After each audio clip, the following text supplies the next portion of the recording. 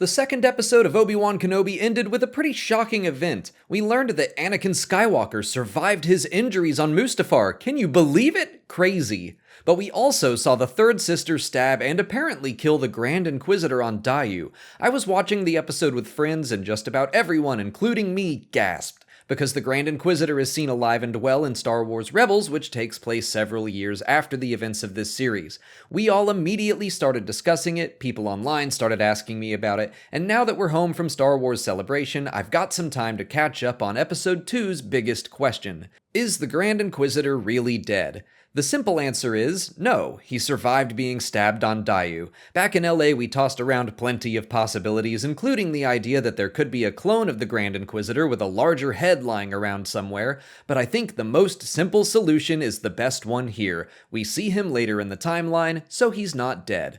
But I do agree the direction of the episode heavily implies that he could be. I think this whole situation is basically the same as something we encountered last year during the Bad Batch. In the 11th episode, we see the Twi'lek Senator Orn Free Taa take a sniper shot to the head. It seemed fatal. I think it was even intended to be fatal in the story. But the Senator is seen later in the timeline in the book Lords of the Sith.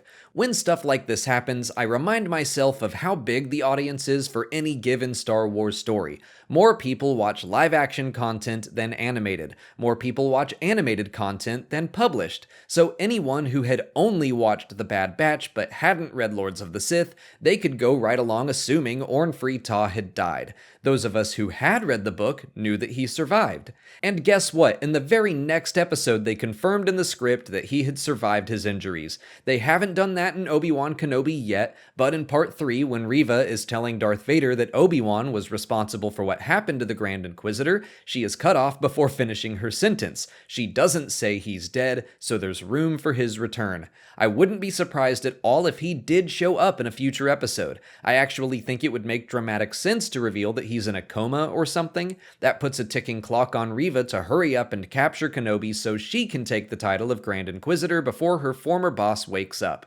But even if he doesn't appear again, I understand that removing him in Part 2 serves the story. It immediately creates more tension between the other Inquisitors who all feel like it's their right to seize more power. Well, at least the fifth brother and the third sister do. The other Inquisitor seems like she's just biding her time. And I think Star Wars should have the flexibility to mess with the audience a little bit to tell a better story. Like I said, I gasped when he was stabbed. I was not expecting that. I was over here like, he's in Star Wars Rebels, so obviously nothing bad is going to happen to him. I like being surprised, to a degree. If Reva had lopped his head off, I would have a completely different take on this video.